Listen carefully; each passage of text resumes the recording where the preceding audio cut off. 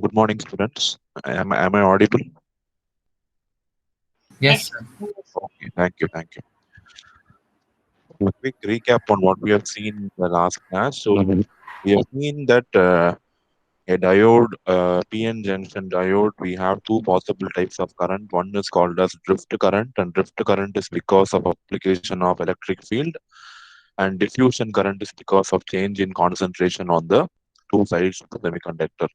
And your total current is going to be addition of drift current plus diffusion current. So we have seen this in detail, and we have seen how to find the Einstein's using the Einstein's relationship, how we are going to find the diffusion coefficient.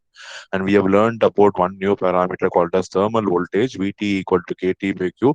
It is the voltage present in any semiconductor when it is in a place where you have temperature.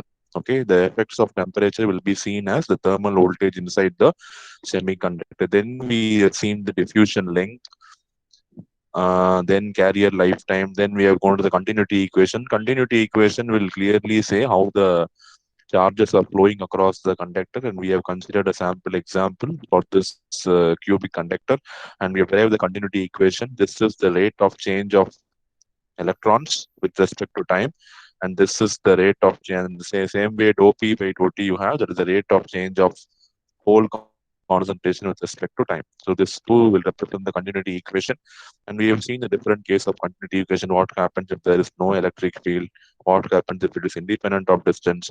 What happens if it is independent of time and no electric field?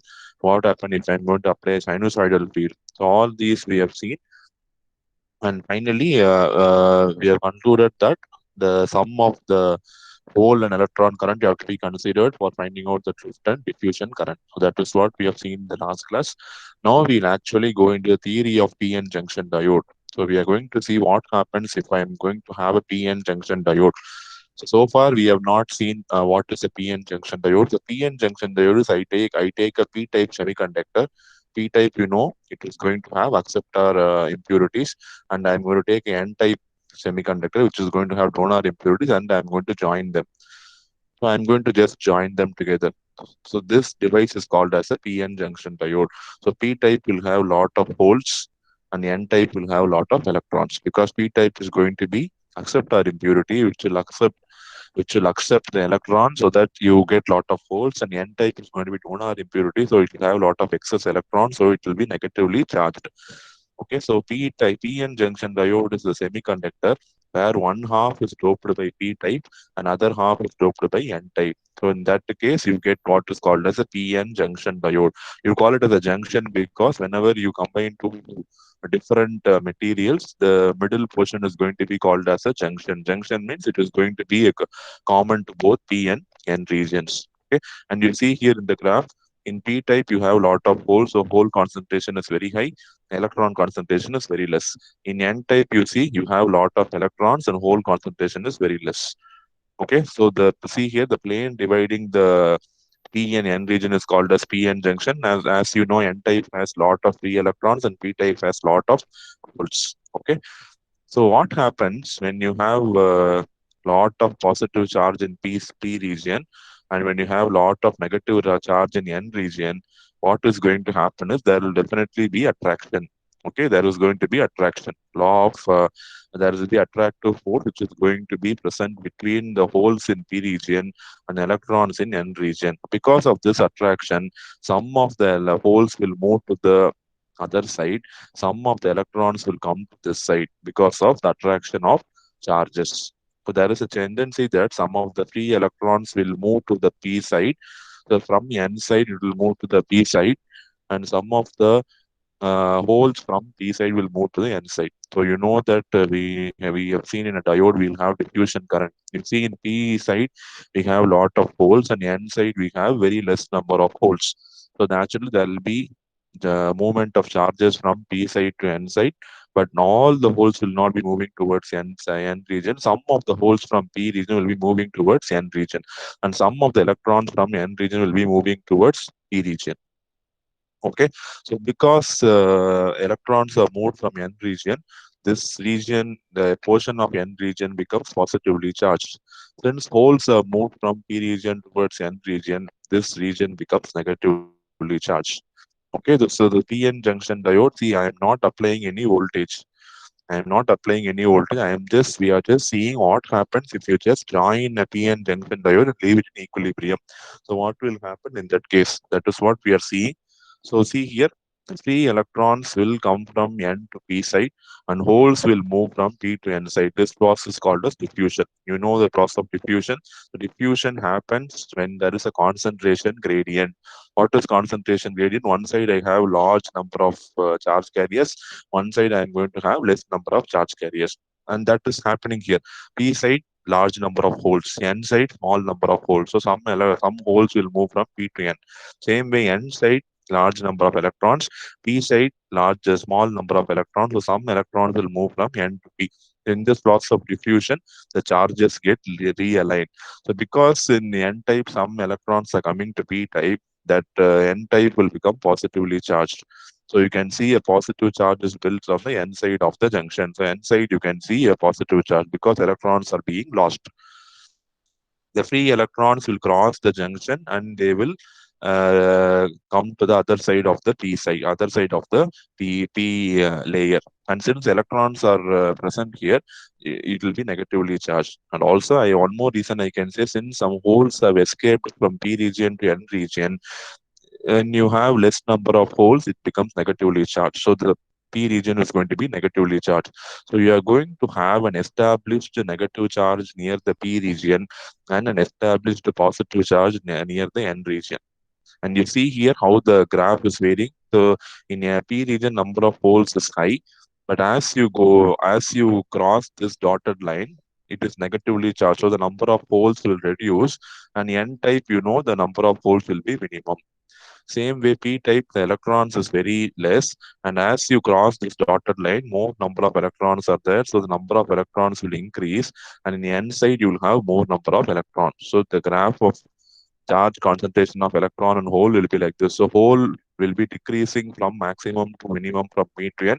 And electrons, it will be increasing from minimum to maximum as you move from P to N. Okay, this is the charge concentration after you have joined the P and N junction layers. So once this negative charge is present on P side, it will not allow any other hole to move to the other side.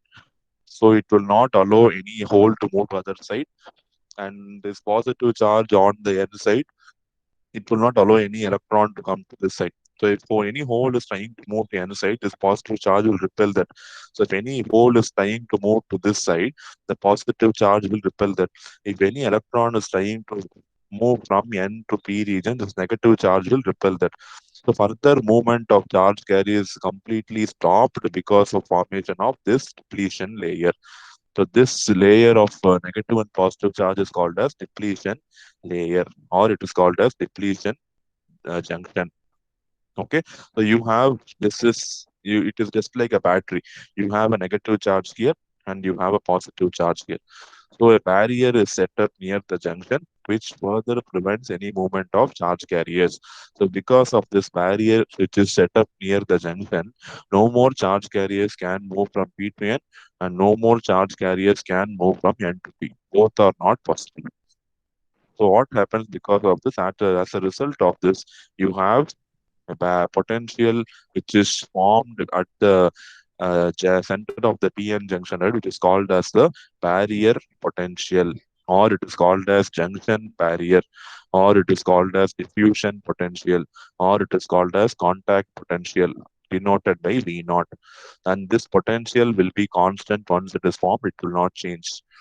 And how this potential is formed? Because of movement of charge carriers from one side to another side. And what is the reason for that? The reason for that is going to be diffusion. What is diffusion? Variation in concentration density across the two layers P and N. So this is the potential which is developed between the P and junction, and this region is called as depletion layer. It is called as depletion layer because it has charge carriers which is contributing to potential. Okay, and the potential which is available in the depletion layer is called as potential barrier, Okay, potential barrier or junction barrier or diffusion potential or contact potential. If you are going to make the PN junction out of germanium, this barrier potential is going to be zero point 0.2 volts. And if you are going to make the same PN junction diode with respect to silicon, this barrier potential is going to be zero point 0.7 volt. Okay, so as you just join P and N layer and you leave it, you can see a potential of zero point 0.2 volt is formed for germanium, and zero point 0.7 volt is formed for silicon. And this barrier, this potential is called as barrier potential, which will be formed when you have a PN junction diode in equilibrium. Okay, see, that is what is given here. The magnitude you see, it is 0.3, zero point 0.2 to zero point 0.3 for germanium, and it is 0.72 for silicon. Both are different materials what we are going to use for the semiconductor, right? So you have different barrier potential for germanium and silicon. So we have the electrostatic field across the junction caused by the positively charged region tends to drive the holes away from the junction, and the negatively charged p-type region will tend to drive the electrons away from this junction. So this presence of barrier potential will further not allow any charge carriers to move from P to N and N to P. The further movement of charge carriers is completely stopped because of this barrier potential. So you will not get current when PN junction diode is in equilibrium because you are not having a complete movement of charge carrier. Charge carriers are not coming out of P and N junction. Only when charge carriers come out of P and N junction, and when you connect a wire, if the current is going to flow through the wire, you will have current. But since the charge carriers are not coming out of the P and N junction, you will not have any current flow in the PN junction diode in equilibrium. What you will have only the barrier potential developed, which is zero point 0.3 for germanium on 0.72 for silicon, present exactly in the middle of the P and N junction layers. Okay. So you know that whenever holes are going to move from P to N, this layer becomes negatively charged. So that is why you have a negative charge here. And whenever you have electronic movement from N to P, you will have a positive charge because I'm losing electrons. So that is the reason why the barrier potential you see it will be opposite sign. P region will have a negative sign and N region will have a positive sign. So if you draw a battery based on this thing, for negative sign you put a small line, for positive sign you put a large line. So this is the sign of the battery you will use whenever you're going to denote the barrier potential in the PN junction diode in equilibrium. Sometimes you call it as a depletion layer, sometimes you call it as depletion width, sometimes you call it as junction, PN junction, sometimes you call it as a space charge region. So many names are available for this junction. So each book use different names, but all have the same meaning and significance. Okay.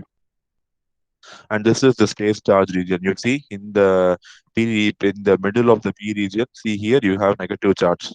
Okay, here you have negative charge, right, in P region. So here you see it is negatively charged, space charge density.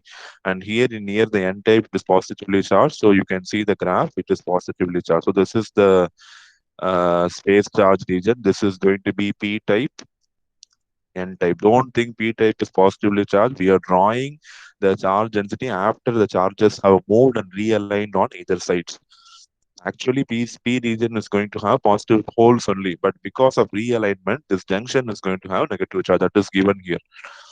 Okay, same way charge density you see, it is maximum at the edges and it is increasing, decreasing. Okay, and because I have negative charge, this graph is negative here, and in N type it is positive, so the graph is going to be positive. And electric field you see it is going to be negative.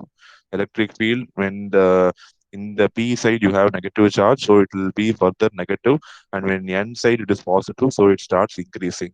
So electric field decreasing now negative, electric field increasing now positive. Okay, and you know voltage is because of electric field. See, in this, when electric field is decreasing, the voltage will be slightly increasing and it will become constant. So it will start from negative voltage, it will increase and then become constant.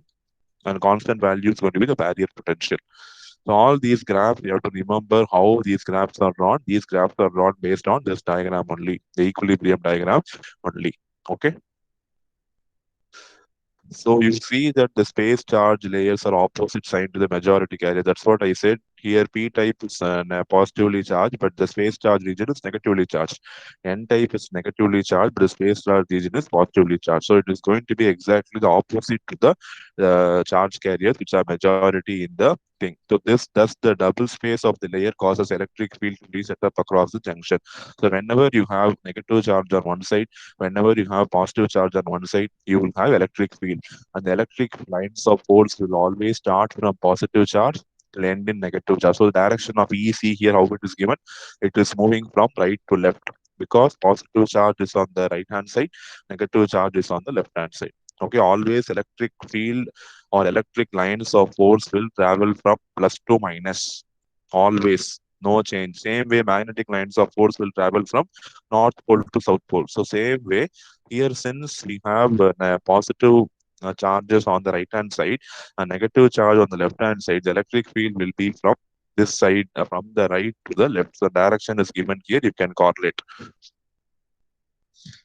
Okay, the shape of the charge density depends on how it is grouped. So this whatever graph we have drawn here, right? So you have two graphs. So one is abrupt junction, second is graded junction. So depending on what method you are going to do, the shape will change. Here it is see here it is constant, and also in negative also it is constant, positive also it is constant. But here it is see it is constantly varying. So the charge density will depend on what doping you are going to use. And since the junction is depleted of mobile carriers, it is called as depletion region or space charge region or transition region. Very, very important. In this region, nothing can move. All are fixed and stationary, and nothing can move. That's why the region it is depleted of moving charges, mobile charges. So it is called as depletion layer. Depletion layer means it is depleted of mobile carriers. There are no charge carriers which are going to move in the depletion region. That's why they're given the name as depletion region, or it is called as space charge region because you have negative charge on one side, you have positive charge on the other side, or the transition region. So different names are given for the depletion region, and the size is very, very, very, very small. It is zero point 0.5 mm thick. So it is very, very thinner than your human hair. It is very, very thinner than your human hair.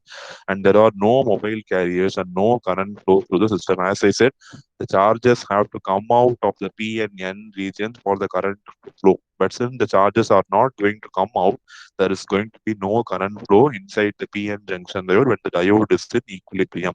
The very, very important thing you should know about PN junction diode at equilibrium, you have formation of depletion region, and depletion potential is going to be zero point 0.3 volt for germanium and zero point 0.7 volt for silicon. So these 2 points you should be very, very clear. And the different names of depletion layer, you should be knowing that. Okay. And the next one, depletion layer width. So how much is the width of the depletion layer? So we have a formula to calculate what is the depletion layer width. Okay. And we have seen that the depletion layer is going to be having a barrier potential. And the potential we have seen it is we have seen the values for silicon and germanium. Okay. So now we are going to consider an alloy junction. See, alloy junction is first type. So completely negative in the P side and completely positive in the N side. So I'm going to consider this junction for analysis. For an alloy junction, you see it is minus QNA till X1 and minus QND for till X2. See, the diagram is given and X1 is and X2 are here. Okay, so it is minus Q into Na, accept our impurity, and Q minus Q into Nd. Okay, and from Poisson's equation, you can find the Poisson's equation gives the relation between voltage and charge density. So del square V equal to minus rho by epsilon naught epsilon r. Rho is the charge density. Okay, it is the charge density of the semiconductor device, and del square means double derivative, and we are doing it only in x domain. So I don't, I'm not del square means it is in three dimension, dou square by dou x square plus dou square by dou y square plus dou square by dou z square. Okay, it is in three dimensions, but I am going to do only in x dimension, so I am replacing this del square by d square. So d square v by dx square equal to minus rho by epsilon naught epsilon r. So now first we will apply the rule to the P side junction. In P junction, what is the value of rho? It is minus Q into Na. So substitute that value of rho in the equation. So d square V by dx square equal to Q Na by epsilon naught into epsilon R. So when you integrate twice, see, I want the value of V. So integrate twice, you will get the answer as Q Na x square by 2 epsilon R plus Cx plus D. You know that whenever you integrate, you will have constants of integration. So I am having the constants of integration as C and D. Now I have to find the value of C and D, apply the boundary condition. So when at zero, at the middle exactly, the voltage is zero. See here the diagram, at the middle, exactly at the middle, the voltage is zero. So one boundary condition I'm applying, that x is equal to 0, v is equal to 0. So if I apply this condition, these two terms will vanish. D is also 0, so this D term will vanish. So this D term will become 0 if I apply the boundary condition. So one constant I have eliminated. So D is equal to 0. And also, when you see the P type, when you see the graph in P region, the variation is 0. It is constant. So dV by dx is going to be 0. That's what I'm going to apply here. So at dV by dx equal to 0 at x is equal to x1. So the variation in voltage is 0 because I'm considering a constant charge density. So when you apply dV by dx equal to 0 at x is equal to x1, so differentiate this dV by dx and then put x is equal to x1 and equate that to 0. So you will get the value of constant C. Now I got the value of two constants C and D. So substitute C and D back in this equation. So I'll get V is equal to Q Na x square by 2 epsilon naught minus Q Na by epsilon naught into capital X1 into X plus D. D value is 0. So I can take this Q Na by epsilon naught as constant and remaining terms I'm writing it inside the bracket. Able to understand, this is the first thing I'm doing in the P side. What I'm doing, I'm taking the Poisson's equation. I'm converting the Poisson's equation as a three-dimensional equation. I'm converting into a one-dimensional equation because I am going to study the variation along the x direction only. And in x direction, first I'm going to do for the P side. For the P side, the value is minus Q when I substitute. My goal is to find V. You have D square. So either you can solve the differential equation and find V, or you can go for integrating twice and find the value of V. And I found the value of V with the P side. So at x is equal to x1, V is equal to V1. So we have this one. So you have a separate equation for V1 and V2. So at x is equal to x1, V is equal to V1. Substitute that. So if you apply the same procedure to n side, you will get the expression for V2. V2 is the potential when you apply to n side. So when the effective potential V0 is going to be V2 minus V1. Why V2 minus V1? Because n side is positive, P side is negative. That's why I'm doing V2 minus V1. Okay, if you do V2 minus V1, you will get Q by 2 epsilon R into Na into x1 square plus Nd into x2 square. So you will get this simplified expression for the barrier potential. But for charge utilization, this condition has to be true. Na into x1 should be equal to minus Nd into x2. Because you know that how much ever the charges are going to move, the total charges present on both sides will be same. So Na into x1 should be equal to minus Nd into x2. So if you substitute this relation, you will get the value of x1 and x2. And this is the answer for x1 and x2. Okay, and you will get the answer for the barrier potential W. Okay, substituting the above relation using the fact that x1 is a negative quantity, we will get the answer for x1 as this one. So x1 is minus Nd by Na into x2. Okay, so you here in this equation, you rearrange, you substitute for x1. So you'll get the answer for x2. From x2, you can use in this equation and find the answer for x1. So you'll get the answer for x1 and x2 like this. So x1 is minus 2 epsilon naught V naught by Q Na into this term power half. And x2 is the same thing positive. Instead of Na, you will be having Nd. And this term is reversed. Here it is Na by Nd. Here it is Nd by Na. The total depletion width is going to be x2 minus x1. Okay, the total depletion width is going to be x2 minus x1. So when you subtract, you will get the answer for W. Depletion width is going to be power half, so square root of 2 epsilon naught V naught by Q into Na plus Nd by Na the whole power half. So here we have seen the depletion width is proportional to square root of V naught. So when the barrier potential is going to be high, the width is also going to be high. When the potential is going to be less, the width is also going to be less. So any doubt in this calculation of depletion layer width? Any doubt in the calculation of depletion layer width? You can ask. So we have started with PN junction diode in equilibrium. Remember, in equilibrium, no current flow happens. The charges just realign to create what is called as a potential barrier. And the potential barrier will have a finite voltage for silicon and germanium. And we are going to find the width of this depletion layer that is denoted by W, the width of the depletion layer. So for that, what we have considered this Poisson's equation. From the Poisson's equation, we have found out the value of voltage. From the voltage, we got the two value of voltage, one for N side and one for P side, V1 and V2. And barrier potential is V2 minus V1. So we got this. This is the answer, expression for barrier potential. Okay. Now using the charge neutrality equation, Na into x1 equal to minus Nd into x2. I am calculating what is x1 and x2. X1 is the junction width on the P side. X2 is the junction width of the N side. Once I find x1 and x2, x2 minus x1 is going to be the total barrier potential width. So for that, I got the answer for x1. I got the answer for x1 as this one, x2 as this one. See, x1 is completely having acceptor impurity because it is p type. So Na terms will be more. And x2, you see, it is going to be donor impurity. So Nd terms will be more. And when you subtract x2 minus x1, that is going to depletion with W equal to x2 minus x1. So you get the answer for W. So if you simplify using this equation, the answer for W, see directly x2 minus x1 you cannot do because you're having power, right? Power half. So what I'll do W square. So W square equal to x2 square, x2 minus x1 the whole square. A minus B the whole square formula, A square x1 square plus b square x2 square minus 2ab. So now I can, if I take square, I can avoid square root. So x1 square will be only this term.